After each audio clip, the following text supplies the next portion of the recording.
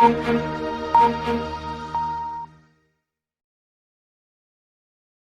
The focus news में आपका स्वागत है। मैं हूं दिलीप ठाकुर।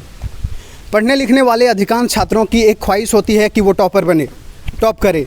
लेकिन टॉपर बन पाना, टॉप कर पाना इतना आसान नहीं होता, क्योंकि आप जिस भी लेवल पर टॉप करते हैं, वो बात चाहे क्लास टॉपर बनने की हो, स्कूल टॉपर बनने की, डिस्ट्रिक्ट टॉपर बनने की या फिर यूनिवर्सिटी टॉपर बनने की, आपको हर जगह पर अपने प्रतिद्वंदियों को हराना पड़ता है, तभी आप टॉपर बन पाते हैं।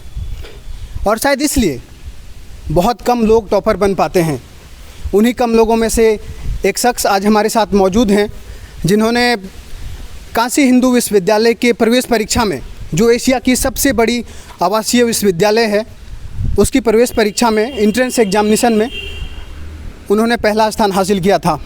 अनिमेश गौरव मिश्रा, बहुत बहुत स्वागत है आपका। धन्यवाद दिलीप जी। और जितने भी स्टूडेंट्स इस चैनल के माध्यम से इस इंटरव्यू को देख रहे हैं, सबको मैं बहुत बहुत स्वागत करता हूँ। शुरुआत करना चाहेंगे आपके प्रारंभिक जीवन से। वो कैसा रहा था? टॉपर बनने से आप पहले आपका जीवन कैसा रहा था? आपका लाइफ कैसा रहा था? मैं यहाँ पे BHU में 2016 में आया था ग्रेजुएशन करने के लिए। और उससे पहले मैं मूलतः बिहार का रहने वाला हूँ, मधुबनी ज़िले से हूँ। और वहाँ पे प्रारंभिक शिक्षा होने के बाद फिर मैं काशी हिंदू विश्वविद्यालय यहाँ पे अपने स्नातक के लिए, ग्रेजुएशन के लिए यहाँ पे आया। पॉलिटिकल साइंस से मैं यहाँ पे एनरोलमेंट लिया। उसके बाद फिर 3 साल के ग्रेजुएशन के बाद मास्टर्स का जो हमारी ऑल इंडिया एंट्रेंस थी, उसमें मेरा फर्स्ट रैंक था, पहला स्थान प्राप्त था पूरे यूनिवर्सिटी के एंट्रेंस में। और उसके बाद सब्सिक्वेंटली UGC नेट की जो परीक्षा होती है, जो असिस्टेंट प्रोफेसर के लिए पात्रता की परीक्षा है, उसमें मेरा पहला स्थान रहा है। तो बिहार का रहने वाला हूँ और उसके बाद फिर अभी विगत 5 सालों से लगभग काशी में ही हूँ। चलिए, आपकी बहुत लंबी फहरिस्त है। और UGC नेट जो पहले ही प्रयास में आपने क्वालिफाई किया, उसके लिए आपको बहुत बहुत बधाई। धन्यवाद। क्योंकि अब एंट्रेंस का समय आ गया है। बस कुछ दिनों में ही काशी हिंदू विश्वविद्यालय की प्रारंभिक परीक्षा, जो एंट्रेंस एग्जामिनेशन है, वो शुरू होने वाली है। तो मैं एंट्रेंस को लेकर आपसे पूछना चाहूँगा कि जब आप एंट्रेंस दे रहे थे पिछले साल, तो आपकी कितनी तैयारी हुई थी? क्योंकि जो अधिकांश छात्र हैं वो तैयारियों को लेकर काफ़ी चिंतित रहते हैं, तो आपकी कितनी तैयारी हुई थी? और एक परफेक्ट स्ट्रेटजी क्या होनी चाहिए काशी हिंदू विश्वविद्यालय के एंट्रेंस एग्जामिनेशन को क्रैक करने के लिए? मुझे लगता है कि दुनिया का कोई स्टूडेंट ऐसा नहीं होगा जो ये कह दे एग्ज़ाम से एक दिन पहले कि मेरी तैयारी पूरी अच्छी तरीके से हो गई है। बिल्कुल। तो जो टॉपर होता है उसे भी नहीं पता होता है कि वो टॉपर होने वाला है। लेकिन जो चीज़ सबसे महत्वपूर्ण है किसी भी एग्जामिनेशन के लिए, उसमें सबसे महत्वपूर्ण है कि आप उस एग्जामिनेशन की पूरी फ्रेमवर्क को समझें। आप किसी भी एग्ज़ाम को देते हैं, उसका अपना एक तरीके का स्ट्रक्चर होता है, उसकी अपनी। आप जब प्रीवियस ईयर क्वेश्चन पेपर्स को देखते हैं तो आपको एक आइडिया हो जाता है कि उस एग्जामिनेशन में किस तरह के क्वेश्चंस पूछेंगे। तो किसी भी एंट्रेंस एग्जामिनेशन में, कोई भी कॉम्पिटिटिव एग्जामिनेशन में प्रीवियस ईयर क्वेश्चन पेपर का बहुत बड़ा रोल होता है।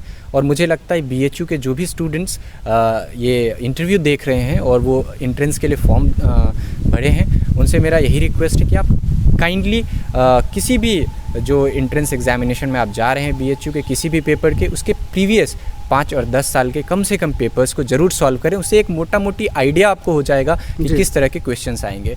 और उसके बाद जो आपने स्टडी किया है, चाहे वो ग्रेजुएशन में अपने 3 साल के दौरान स्टडी किया है, या फिर आप अगर मास्टर से PhD में UGC नेट की एग्ज़ाम दे रहे हैं, तो आपकी जो वो स्टडी की पीरियड होती है, उसके बीच में आप जो कुछ भी पढ़ते हैं, मुझे लगता है ये वो सही समय होता है एग्ज़ाम से 10 और 15 दिन के पहले, जब आप उसको रिवाइज़ करें। तो ये 2 चीज़ बहुत महत्वपूर्ण है। जी बिल्कुल, स्ट्रेटजी हमेशा काम करती है अगर आप शुरू से ही तैयारी करते हैं तो। कैंपस के लाइफ के बारे में थोड़ा आप जानना चाहेंगे, क्योंकि महामना पंडित मदन मोहन मालवीय का ये विशालकाय कैंपस है।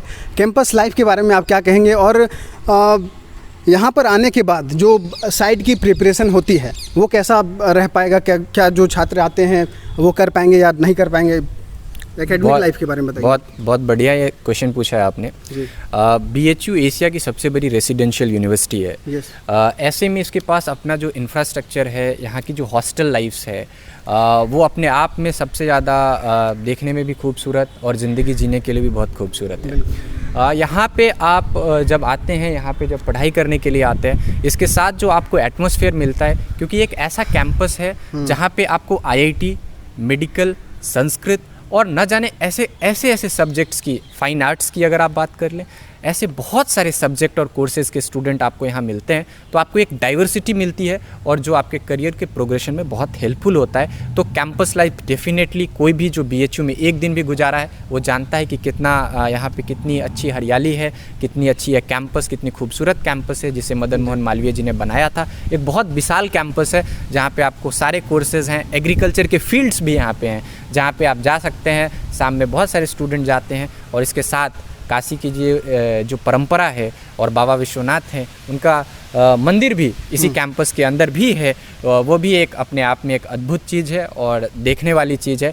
तो एक तरीके से पूरी कैंपस लाइफ आप एंजॉय कर सकते हैं और एकेडमिक लाइफ के साथ आपको वो लाइफ में एक तरीके का बहुत डाइवर्सिटी यहाँ पे मिलने को मिलता है। को करिकुलर एक्टिविटीज़ को लेकर काशी हिंदू विश्वविद्यालय काफ़ी जाना जाता है। विशेष रूप से आपको यहाँ की वो कौन से कल्चरल प्रोग्राम्स है, को करिकुलर एक्टिविटीज़ हैं जो आपको पसंद आए, आप छात्रों के साथ साझा करना चाहें? मुझे लगता है कि यहाँ की सबसे अगर खूबसूरत किसी भी विद्यार्थी से आप अगर पूछें तो यहाँ का जो एनुअल फेस्टिवल है, स्पंदन है, वो अपने आप में इतना रौनकपूर्ण होता है, इतना उसके अंदर ऐसे ऐसे आपको विश्वविद्यालय के अंदर ऐसे ही विद्यार्थी कलाकार आपको देखने को मिलते हैं कि बहुत आपको आश्चर्य हो जाएगा कि आप किसी टीवी प्रोग्राम को देख रहे हैं, लाइव देखने में ऐसा अनुभव होता है। तो निश्चित स्पंदन और उसके साथ ही एनुअल फेस्टिवल जो हमारा हर फैकल्टी का होता है अपने अपने नाम से, वो सबसे अच्छा अपने आप में अद्भुत और रोमांचक होता है।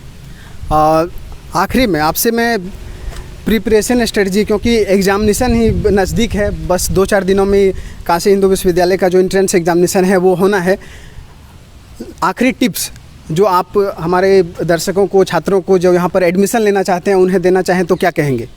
मुझे लगता है वैसे तो हर एक स्टूडेंट की अपनी स्ट्रैटेजी होती है और अपने हिसाब से वो प्लानिंग करता है। मैं अपने स्ट्रैटेजी में आपको सिर्फ इतना कह सकता हूँ, अगर आप BHU आना चाहते हैं तो उसके लिए आपको प्रीवियस ईयर क्वेश्चन पेपर्स को बना के रखने होंगे। जो आपने नोट्स तैयार किए हैं उसको रिवाइज कीजिए और जो मास्टर्स की एंट्रेंस दे रहे हैं वो काइंडली BHU का जो ग्रेजुएशन का सिलेबस है उसको एक बार आप ज़रूर देख लें, क्योंकि जो फॉर्मेट ऑफ क्वेश्चन पेपर है वो उसी के आधार पर आता है। और जो ग्रेजुएशन की एंट्रेंस दे रहे हैं, जो अच्छा, सेफ स्कोर कितना रहेगा? सेफ स्कोर अगर हम पूछें आपसे तो क्या कहेंगे आप? मुझे लगता है कि जब मैं एंट्रेंस दिया था तो जो हमारा कट ऑफ स्कोर था वो अचानक 35 नंबर हाई हो गया था पिछले साल से। तो मैं ये गेस वर्क करके मुझे नहीं लगता मैं अपने जो दोस्त यहाँ पे देख रहे हैं उनको कन्फ्यूज़न में डालूंगा, इसलिए there is no such safe score.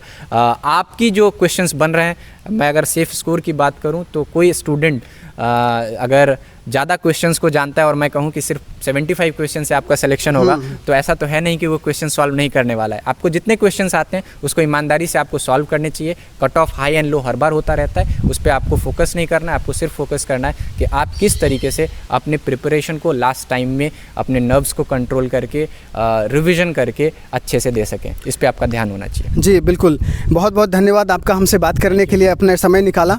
तो ये थे अनिमेष गौरव मिश्रा, जिन्होंने काशी हिंदू विश्वविद्यालय की प्रवेश परीक्षा में फर्स्ट प्रयास में ही, पहले प्रयास में ही इन्होंने पहला रैंक हासिल किया था।